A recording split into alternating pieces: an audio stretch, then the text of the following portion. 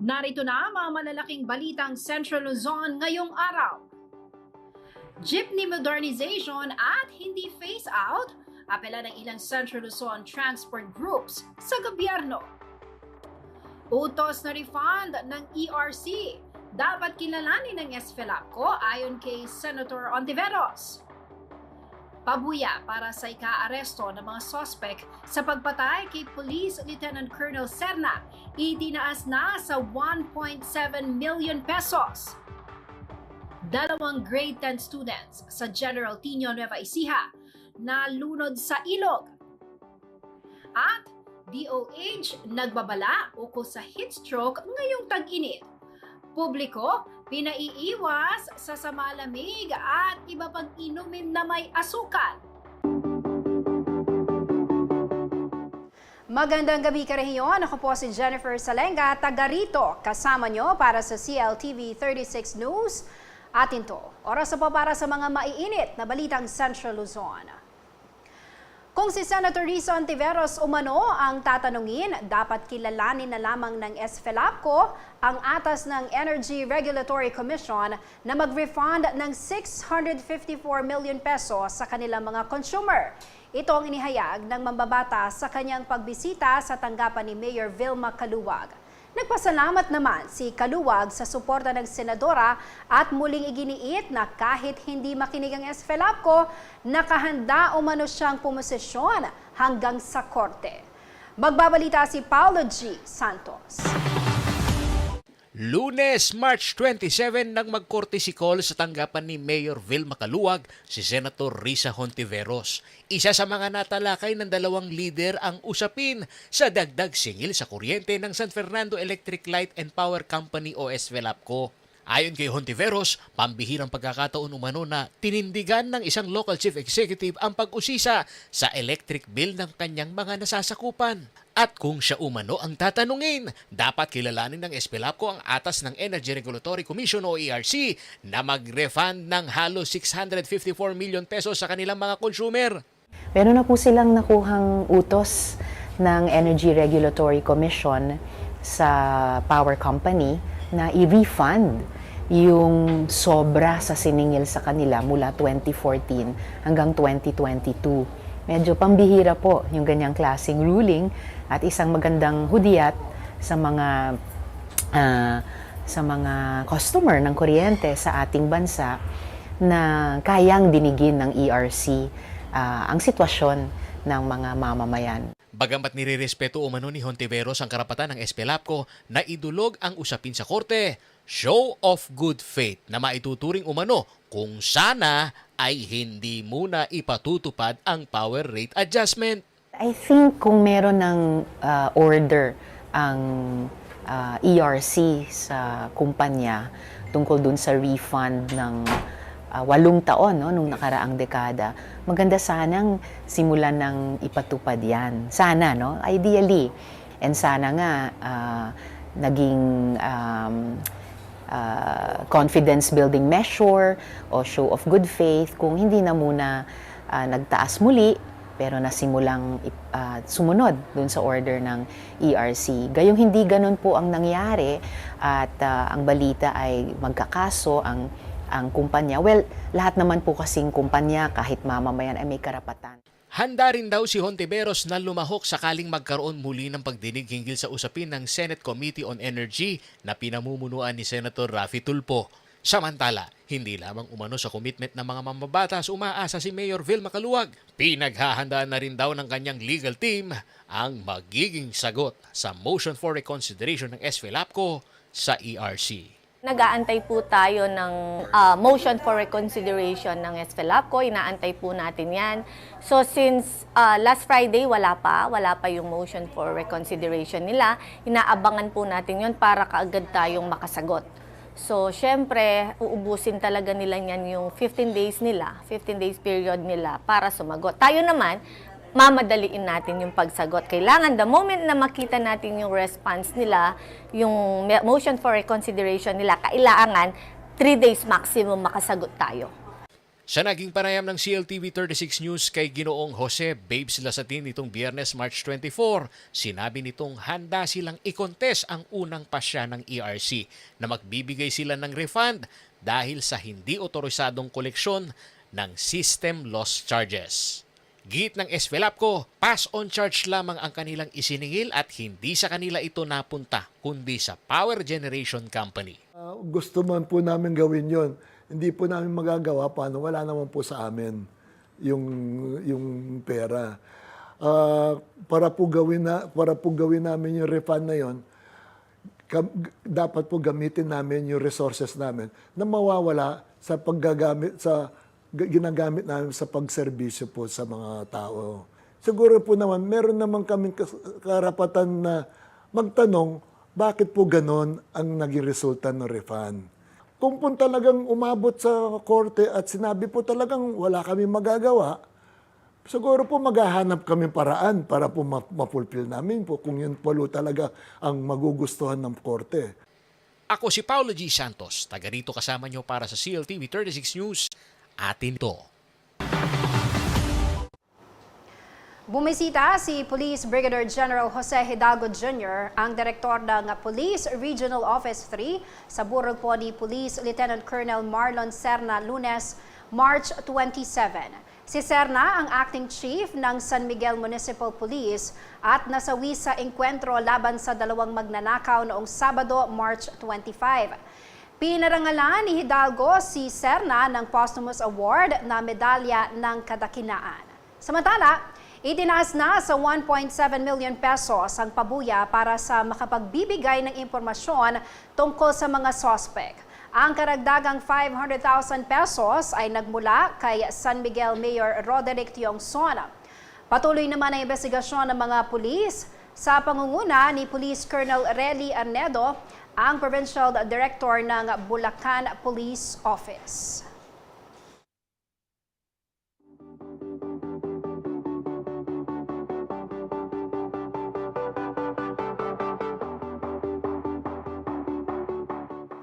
Sa ibang balita, umabot sa higit 11 billion pesos ang nakolektang buwis ng Bureau of Internal Revenue District Office 21A na sumasakop sa North Pampanga noong 2022. Ang detalye ng balitang yan sa report na ito. Matagumpay na nalampasan ng Bureau of Internal Revenue District Office 21A ang kanilang tax goal para sa taong 2022 matapos makakolekta ng higit 11 billion pesos. May pinakamalaking kontribusyon ang highly urbanized city ng Angeles na sinundan ng lungsod ng Mabalacat at ang bayan ng Porac, Magalang at Arayat. Sa eksklusibong panayam ng CLTV 36 News kay BIR RDO 21A Chief Charmaine De La Torre, sinabi nitong record-breaking ang naturang tax collection. Bunsod umano ito ng patuloy na pagsigla ng mga industriya sa lalawigan. Well, yung top taxpayer natin, nanggaling sa telecommunication industry. Laki ng contribution niya. And also mga services, and then followed by the trading industry. 2022, we collected 11.063 billion. And that's the first time that we were able, our district has reached the 11-digit figure of 11 billion. Siyempre, nangunguna dyan Angeles City. And then followed by Mabalacat, then Porac, then Magalang, then Arayat. Ayon pa kay De La Torre, resulta rin ito ng pinalakas na serye ng Tax Information Drive na inilunsad ng kanilang tanggapan kung saan nabigyan ng dagdag kaalaman ang mga taxpayer at accounting firm hinggil sa alituntunin sa pagbubuwis. Like a big brother to them na monitor namin sila. And then second, yung tax awareness. So taxpayer awareness that our taxpayers should know yung mga latest issuances, latest tax updates. Kasi we believe that a well-informed taxpayer is a compliant taxpayer. Ayon sa Metropolitan Angeles Chamber of Commerce and Industry Incorporated o MAXI, malaking tulong para sa mga maliliit na negosyante ang ginagawang forum ng BIR RDO 21A. Katulong ng MAXI ang aming ang RDO 21A para sa amin para makakolekta ng maraming buwis para makadagdag sa pagtulong sa pagpapaunlad ng ating bansa. Ang pinaka-challenge lang is that majority ng aming mga negosyo ay nasa MSME Alam naman natin natural na may mga konting restriction pagdating sa pagbubuwis sa kanila. Pero yung mga malalaki na at yung mga medium and small size na established na, malaki na po yung naitutulong nila pagdating sa pagbubuwis. At maganda po ito dahil mas nai-inform po yung ating mga taxpayer pagdating sa kanilang tamang pagbabayad at paano magbayad ng tama. Sinigundahan naman ito ng Philippine Institute of Certified Public Accountant o PICPA. Ayon sa grupo, mainam na maipaunawa sa mga taxpayer kung papaano ginagamit ng pamahalaan ang kanilang nakukolektang buwis. Malaki po yung tulong ng forum na to. Kasi kung nandito sila, yung mga ibang client namin, alam nila na yung din-explain namin sa kanila, ito talaga yon. And at the same time po sa amin, no, as nasa practice, yung mga nagpa-practice na yan.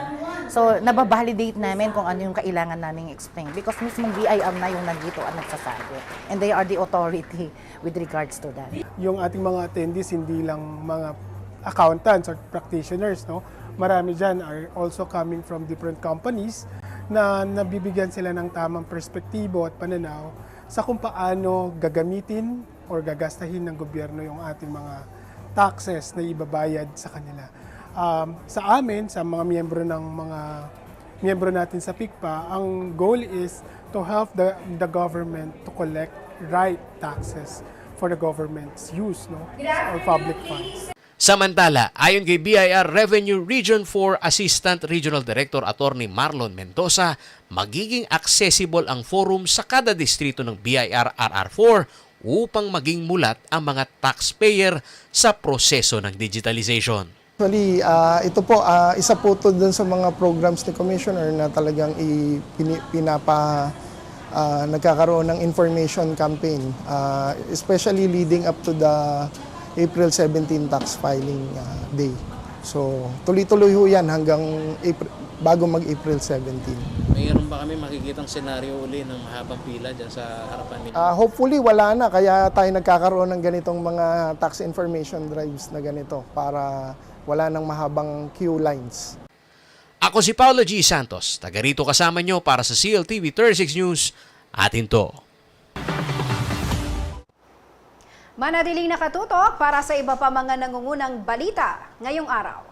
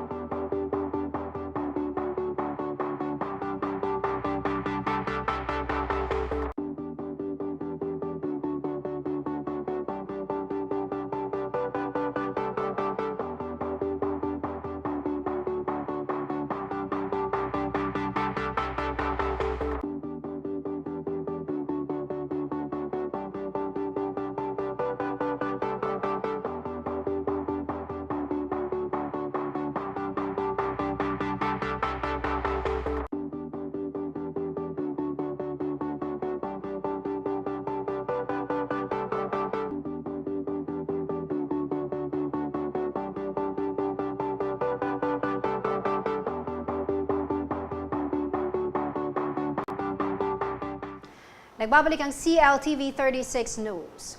Umaapela ngayon sa pambansang pamahalaan ng ilang mga transport group sa Central Luzon na ipatigil ang planong phase-out ng mga jeep kaugnay ng PUV modernization program. Sa halip na tuluyang tanggalin sa kalsada, mas mabuti raw na i-upgrade ang mga jeep na gawang Pinoy. Ito ang balita ni Jenna Lumbang, Parungaw. Nagtipon-tipon sa siyudad San Fernando, Pampanga ang nasa higit 100 lider ng transport group mula sa 7 probinsya ng Central Luzon nitong Martes, March 28. May temang incessant and relentless battles against fake modernization ang nasabing aktibidad. Panawagan ng mga transport leaders, no to jeepney phase out. Ayon kay Dan Yumul, chairperson ng Confederation of Passenger Transport in Central Luzon o CPTCL, na nag-organisa sa pagtitipon, katuwang ang samahan ng mga tsuper at operator tutol sa phase out o stop. Pinalalakas daw nito ang boses ng mga transport sector para maisalba ang kanilang kabuhayan. Makikita niyo po sa sulat namin sa Pangulo, yung mga jeep natin traditional na PNS compliance naman. Ibig sabihin, Philippine National Standard Compliance, Emission Standard Compliance. Tulungan na lang nila kami. Pero malinaw naman ang pinopromote po nila, made in China. Ano po? Kaming inabutan nila, pati yung manufacturer, lahat ng mga transport worker, manggagawa ng mga manufacturer ng jeep, mawawala ng trabaho yan. Sa nasabing pulong, ipinresenta ni Yumul ang naging apela ng kanilang grupo na ipinadala sa tanggapan ni Pangulong Ferdinand Marcos Jr. kay Senator Grace Poe at Representative Romeo Acop, mga chairperson ng Committee on Transportation sa Senado at Kongreso. Kasama sa kanilang hiling ang itigil ang phase-out ng mga jeep. Sa halip na tanggalin sa kalsada, ito raw ang dapat na i-modernize. Ang propose namin, marami naman tayong mga local manufacturer like Sarao, Malagueña, Francisco. Bakit hindi yun ang i-focus natin? O bakit hindi bigyan ng chance itong mga traditional jeep na ilang dekada na ang lumipas? Walang suporta ang gobyerno pero na-improve namin yung public transport. Ano po? Giit ni Yumul, nakasunod sa International Engineering Safety Standard Design ang kanilang ipinapanukalang jumbo jeep. Lalagyan ito ng Euro 4 diesel engine, air conditioning unit at iba pang modern accessories gaya ng GPS at CCTV camera. Higit sa lahat, mas mura raw ito. Nandiyan yung mga magagaling na gumawa ng sakyan like Ataw. Makita nyo yung mga jeep nila, talagang roadworthy, ang gaganda. So ang i-adjust lang po yun, yung refurbish na sinasabi o rehabilitation. Itataas mo lang ang bubong nun para makakatayo ka. Sasara mo yung exit niya sa likod, ilalagay mo sa curbside. Tapos yung upuan niya na front-facing, iayos mo lang, nakaharap na sa driver, mas komportable. Then, higit sa lahat, lalagyan mo lang ng air condition at saka yung mga apps na accessories like GPS, CCTV, nabibili naman yan, mura lang yan. Hindi po mauubos yung 1.5 mo doon versus 3 million plus na isinusulong. Hiniling din ng CL Transport Group na bigyan pa sila ng 13 to 15 years na palugit bago i-phase out ang mga jeep na hindi nakakayanin pang i-improve at makasunod sa modernized standard ng pampasaherong sasakyan. Panawagan din nila na tanggalin na ang sapilitang pagpapamiyembro sa mga kooperatiba o asosasyon ng mga operator at driver na gustong kumuha ng kanilang sariling unit ng sasakyan at magkaroon ng individual na prangkisa. At para maibsan ang gasto sa modernisasyon ng jeep, sana raw ay bigyan sila ng tax exemption o di kaya ay mas mababang buwis at babaan ang interest rate sa pautang. Higit sa lahat, sana raw ay maragdagan ng subsidiya ng gobyerno sa mga kukuha ng unit. Ang proposal namin, mag-launch sila ng budget na at least 50 to 60% ng price ng unit isolder ng gobyerno. Kasi po, kanila naman ang prangkisa eh. Yun ang collateral namin. Sure, kumbaga, captured market na sila. Ang collateral namin, prangkisa, pag hindi ka nakabayad, mawawala sa'yo. Eh, di ba napakaganda nun? Kung kami naman ang tatalungin, wala naman tatayo rito na normal ang pag-iisip na ayaw niya ng bago yung sasakyan niya. Umaasa umano ang transport sector sa pangako ng Pangulo na diringgin ang kanilang sentimiento. Kasi malinaw naman, sabi nga ni PBBM during his campaign, bakit kailangan kayong i-phase out? Yung nararamdaman ninyo, nararamdaman ko rin. Kaya nga nung in-interview ako, baka mamaya, BBB, manhid na kayo ngayon, nakaupo na kayo, kaya yung sinabi nyo nararamdaman nyo, hindi nyo na nararamdaman ngayon. Dahil presidente na kayo ng Pilipinas.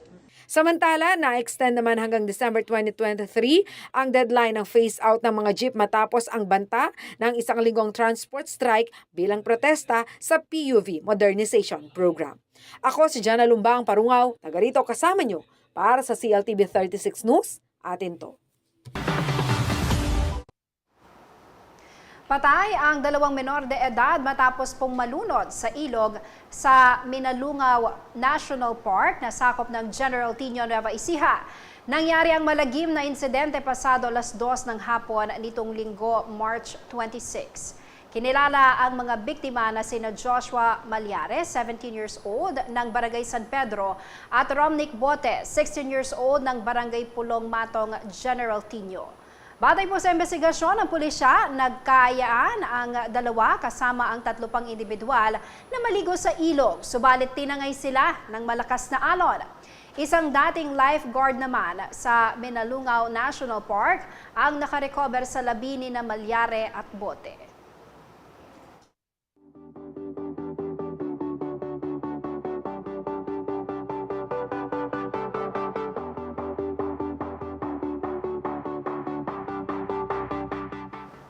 Sa ibang balita, pinag-iingat ng Department of Health o DOH ang publiko laban po sa heat stroke ngayong tag-init. Ayon sa DOH, maaaring makaranas ng heat stroke ang isang individual kapag na-expose ito sa mataas na temperatura na aabot sa 41 to 54 degrees Celsius. Kaya naman payo ng kagawaran hanggat maaari ay iwasang lumabas sa inyo po mga tahanan o opisina, lalo na sa mga oras na matindi ang sikat ng araw na karaniwang nagsisimula sa pagitan ng alas 10 ng umaga hanggang alas 4 ng hapon. Nagpaalala rin ang DOH sa mga sintomas ng heat stress na maaring humantong sa heat stroke. Ilan po sa mga ito ay ang pagkahilo, pagpapawis, panlalamig ng kamay, panghihina ng katawan, mabilis ngunit mahinang pulso at pagkahimatay, sakit ng ulo na may pagpitik ng pulso, pananakit ng kalamnan, pagsusuka, pamumutla at panunuyo ng labi, elevated body temperature, seizures, mabilis na pagtibok ng puso at pagkahimatay. Ang heat stroke po ay isang abnormal na pagtaas ng temperatura ng katawan na nagreresulta sa physical at neurological disorders. Itinuturing ito bilang medical emergency na maaring maging sanhi ng kamatayan kung hindi agad maagapan at mabigyan ng karampatang lunas. Kung hindi raw may iwasan at kailangang lumabas, maiging magdala ng payong at gumamit ng sunblock para magkaroon ng proteksyon sa init ng araw. Umiwas din daw sa mga nauusong inumin tuwing tag-init na may sangkap na asukal, gaya ng sa malamig, juice, sago at gulaman. Bagamat hindi raw ipinagbabawal ang pagbili ng mga ganitong uri ng inumin, pinalalahanan pa rin ng ahensya ang mga nagtitinda na siguraduhing malinis ang tubig at yelo na ginagamit sa pagtimpla ng kanilang mga ibinebentang inumin. Sa kabila nito, mas mainam pa rin daw kung magbaon at uminom na lang ng tubig na hindi bababa sa 8 baso kada araw para makaiwas sa dehydration at iba pang gastrointestinal diseases. So unang-una po gusto natin magpaalala sa ating mga kababayan yung mga juice, mga gulaman, mga sago na binebenta ng ating mga kababayan. So unang-una po gusto natin magpaalala sa ating mga kababayan, kung maaari po, magbaon po tayo ng ating inumin. Ang pangunahin na kailangan natin kapag tayo ay nasa tindi ng init ng araw ay tubig. Yun pong iniinom natin ng mga samalamig, may mga asukal, hindi po yan puro na tubig na nakukuha ng ating katawan. Para sa ating mga local government units, sana po mamonitor po ng ating mga sanitation officers. Ito pong mga nagbebenta sa ngayon, no? Dito po na sa ating bayan o sa ating bansa, nito mga sa malamig natin sa mga bawat kanto or mga palengke or public spaces para masiguro po nating malinis ang iniinom ng ating mga kababayan, maiwasan po natin ang mga gastrointestinal problems dito sa ating bansa.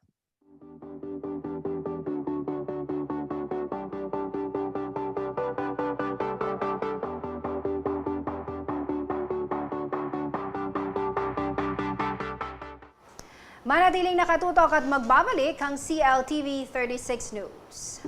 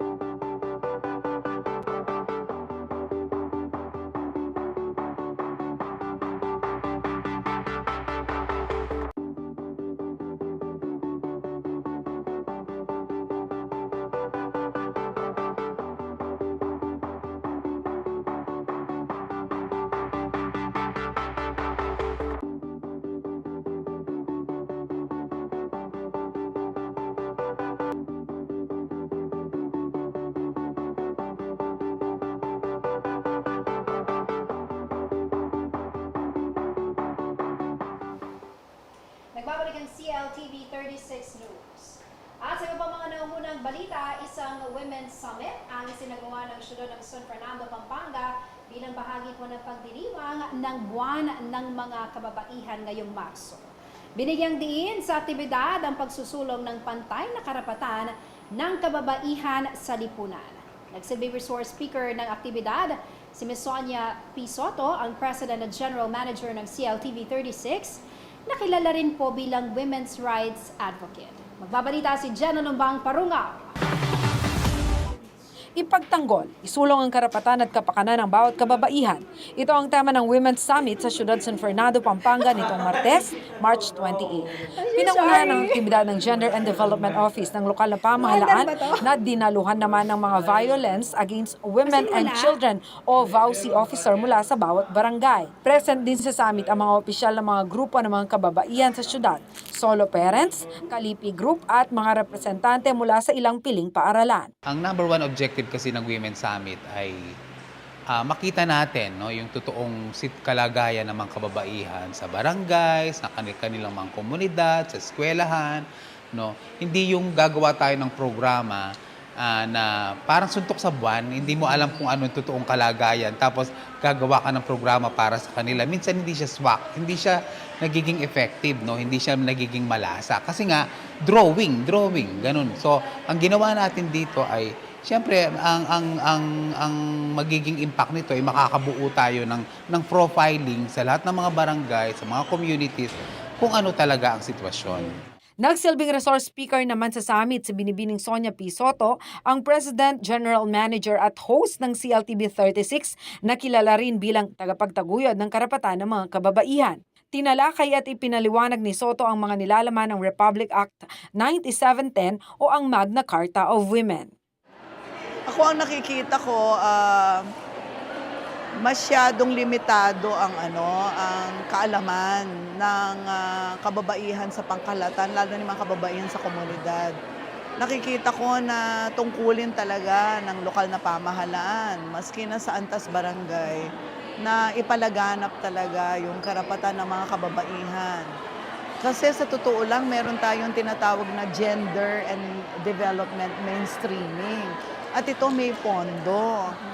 At ang mga pondo na ito ay kailangan gamitin para sa empowerment ng mga kababaihan.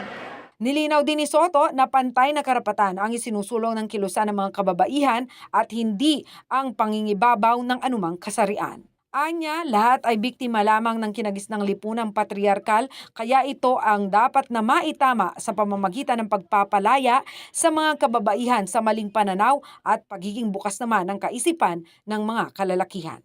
Pero given yung situation na ito, naaagrabyado yung babae, hindi natin ninanais o pinapangarap o isinusulong isang lipunan kung saan mangingibabaw ang babae sa lalaki.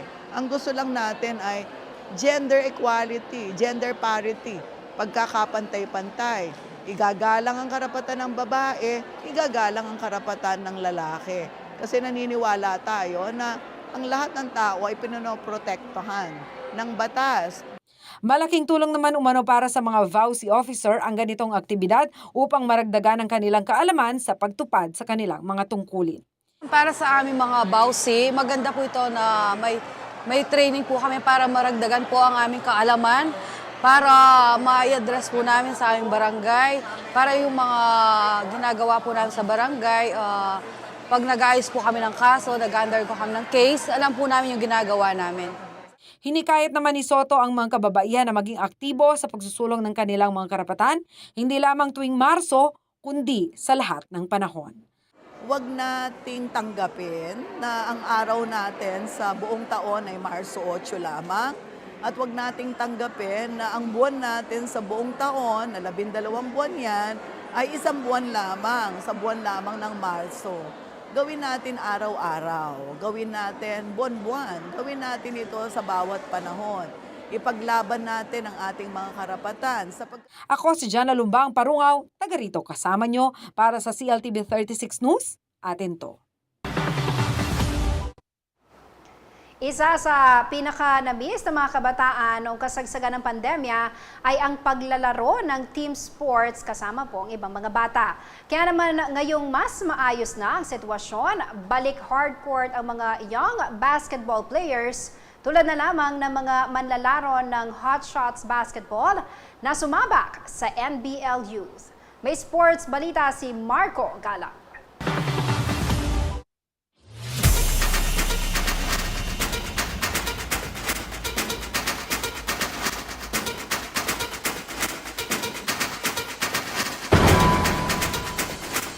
Napuno ng aksyon sa hardcourt ng Colegio de Sebastian sa City of San Fernando, Pampanga nitong linggo, March 26 matapos idaos ang 5 National Basketball League o NBL Youth Games dito. Sa unang game ay nagharap ang Hustle Rising Sun at TP Emong Malunggay Pandesal na sinundan naman ng Caloocan Yangskiville RPBY kontra Napco Easy Jersey Bruins. Third game naman ang salpukan ng Hot Shots Basketball at Emeralds Academy. Sa ika-4 na laro ay nagharap ang Luwid ECP KGM Basic at Tagaytay Micotol at last game naman ang Luwid Red Rose RAA kontra sa Taguig Junior Generals. Hangad ng NBL Youth na isulong ang pagkakaroon ng active lifestyle ng mga kabataan at bigyan sila ng pagkakataon na maipakita ang kanilang talento sa paglalaro ng basketball. We're here to provide platform for a developmental league.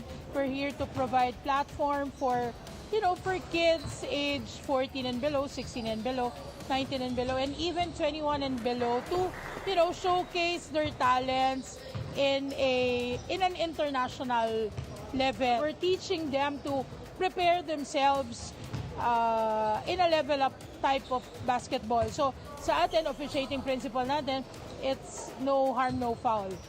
Ang mga players ng Hot Shots Basketball na sina Gab Adriel Castro at Prince Jody Pineda, bagamat nasa murang edad pa lamang, ay nakatatak na sa kanilang sistema ang disiplina pagdating sa sports.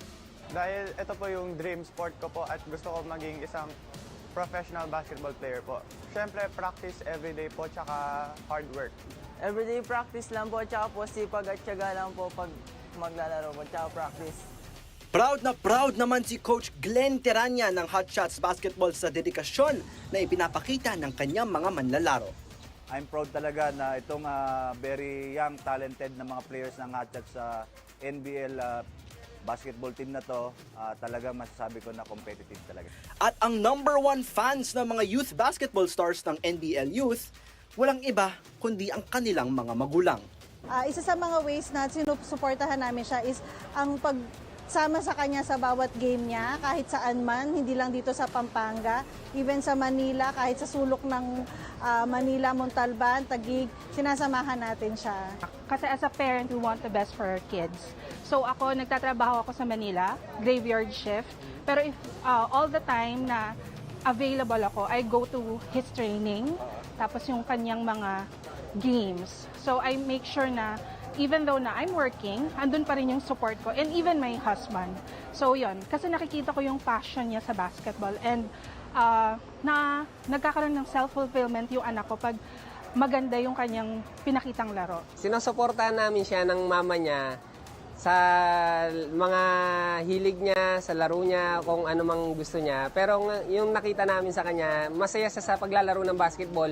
Tapos tinuloy-tuloy niya, sinuporta namin. Sinusuportahan ko po ang anak ko. Unang-una po sa pagganitong laban or before lumaban, kailangan po talaga na may mga supplements na iniinom po yung anak ko po. So mula umaga hanggang matulog po, meron po talaga siyang supplements na iniinom. And of course, every time na may practice, as mommy, talagang binibigyan ko po talaga siya ng oras na kahit na sobrang busy ko po. Nagpapasalamat naman ang NBL Youth sa lahat ng sumusuporta sa kanila at asahan umanong magpapatuloy sila sa paglinang ng mga young basketball talent sa bansa. Of course, gusto natin pasalamatan ang CLTV, ang Laos Auto Group of Companies, ang Laos Corporate, Guarantee, at ang Microtel. At of course, gusto namin pasalamatan lahat ng mga Kapampangan, hindi lang ng mga Kapampangan, lahat ng mga tao, magulang na sumusuporta sa kanilang mga anak who are playing here in NBL Youth. Ako si Marco Galang, taga rito, kasama nyo para sa CLTV 36 News. Atin to. Hindi nagawang pigilan ng Davao Occidental Tigers si Justin Baltazar ng Pampanga G Lanterns sa Game 1 ng Best of 3 Series ng Pilipinas Super League Dumper Cup Finals. Nakapagtala ng 31 points at 21 rebounds si Baltazar na naging susi para makuha ng ating mga kabalen ang panalo. Si Paulo G. Santos ang may sports balita. Kasing init ng panahon ang naging paghaharap ng Pampanga G Lanterns at Davao Occidental Tigers sa Game 1 ng Pilipinas Super League Dumper Cup Finals nitong Lunes, March 27. Ginanap ang unang laro ng Best of 3 Series sa Brenzigiao Convention Center, siyudad ng San Fernando, Pampanga. Sa first half, agad na ipinakita ng defending champion na Tigers ang kanilang kalibre sa pangunguna ng batikang shooting guard na si John Wilson na dati na ring manlalaro ng PBA. Nag-contribute din sina Renzo Subido, Eman Calo, Larry Rodriguez at Marco Balagtas para makalamang ng 1 puntos ang Tigers kontra sa G Lanterns. Pero hindi na panghinaan ng loob ang ating mga kabalen sa gabay ni Coach Governor Dennis Delta Pineda. Nakikipagsabayan tayo sa ball. Sprint. Yan yung pinapractice natin yung isang araw. Gawin natin, guys. Sa pagtatapos ng third quarter ay lamang na ng 7 puntos ang G Lanterns. Natapos ang laro sa score na 87-84 at nauna na sa winning column ang ating mga kabalen. Tinanghal na super player of the game si Justin Baltazar matapos makakuha ng 31 points, 21 rebounds at 2 assists. Dinahandaan namin nung Davao kasi lamang sila. So hindi namin minadali. And ginawa namin yung game plan namin kaya ito, maganda yung resulta. Siyempre, ano namin to, home court namin to, kailangan namin ipakita sa mga kabalen namin na kaya namin manalo. Samantala, maghaharap naman ang 2 kupunan sa RMC Gymnasium sa Davao City ngayong Huwebes, March 30 para sa Game 2 ng PSL Dumper Cup Finals. Ako si Paulo G. Santos, taga rito kasama nyo para sa CLTV 36 News. Atin to. Manatiling nakatutok at magbabalik ang CLTV 36 News.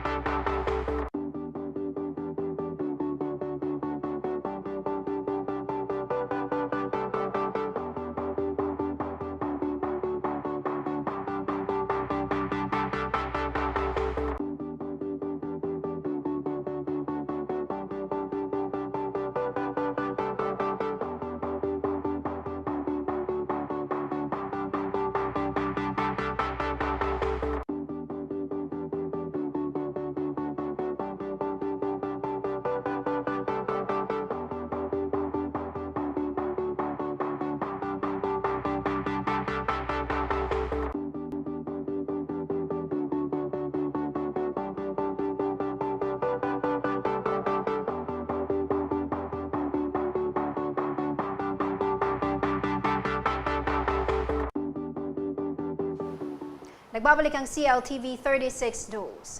2 mag-aaral mula sa Holy Angel University ang pinarangalan ng Philippine Institute of Civil Engineers bilang Most Outstanding Civil Engineering Student o MOSAS 2023. Idinaos po ang awarding ceremony sa Balibago, Angeles City dito lamang March 25. Sila ay sina Racy Nicole de la Cruz, 4th-year student ng kursong BS Civil Engineering, Major in Construction Engineering and Management, at si Francesca Castañeda na kumukuha naman ng Major in Structural Engineering. Napili sina de la Cruz at Castañeda bilang Moses 2023 dahil po sa kanilang mga kontribusyon at galing na ipinamamalas sa kanilang kurso. Magsisilbi umanong inspirasyon sa dalawang estudyante ang nasabing pagkilala upang mas pagbutihin pa ang kanilang pag-aaral at maging mahusay na registered civil engineer balang araw. Ang awarding ay pinangunahan ng PICE Angeles City Chapter, binabahagi ng pagdiriwang ng 31st founding anniversary ng Philippine Institute of Civil Engineers. Narito po ang ilang bahagi ng kanilang pakikipagkwentuhan sa topic kasama si Jody Dizon Mercado. Parang may Racy, may konting pressure din na dahil kayong napiling most outstanding civil engineering student for 2023, may konting pressure ba kayong nararamdaman ngayon? Ngayon po, opo kasi po syempre, yung award po kasi medyo malaki po talaga. Ay hindi po siya medyo, malaki po talaga siya. Tapos, syempre po yung names po namin, nakikilala rin po. Parang dapat po yung ginagawa po namin, okay po, ganun. Yung align po talaga siya. Sa akin po, currently, meron po kaming ongoing po na parang civil engineering day. So, hopefully, maging maayos po yung event, maging successful po siya.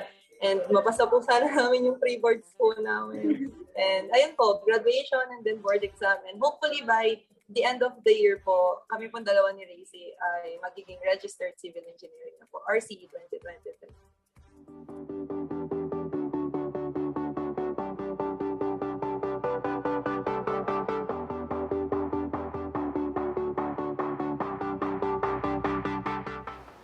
Alamin naman po natin ang magiging lagay ng panahon mula kay Ginoong Manny Esguera, ang Chief Weather Forecaster ng Pag-asa Clark.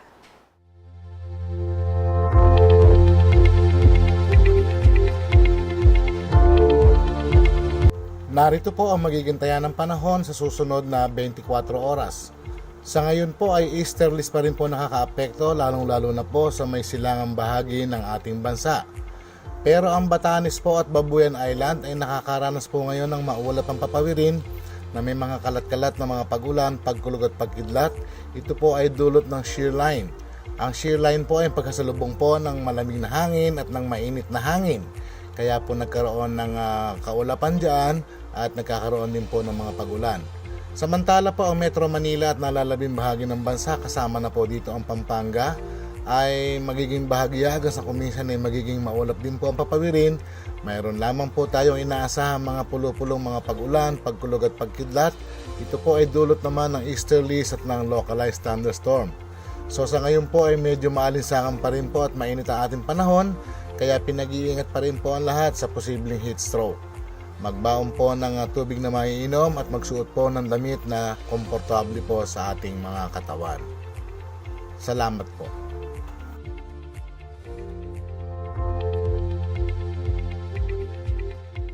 At yan ang mga balitang nakalap ng CLTV 36 News. Para po sa karagdagang detalye, maaari niyong i-follow ang aming social media pages. Facebook at CLTV 36 Official at CLTV 36 News, Twitter at CLTV 36, Instagram at CLTV 36 Official at sa ating pong TikTok at CLTV 36 Official. Kung nais po ninyong balikan ang mga programa ng CLTV, pwede ninyong bisitahin ang aming YouTube channel at CLTV 36 Official at ang aming website www.cltv36.tv. Mapapanood din po ang mga programa ng CLTV nationwide via Signal Channel 115 at sa ating pong 39 cable partners. Kasama po ang buong pwersa ng CLTV 36 News and Current Affairs. Ako po si Jennifer Salenga, taga rito, kasama nyo para sa CLTV 36 News. Atin to. Maraming salamat po.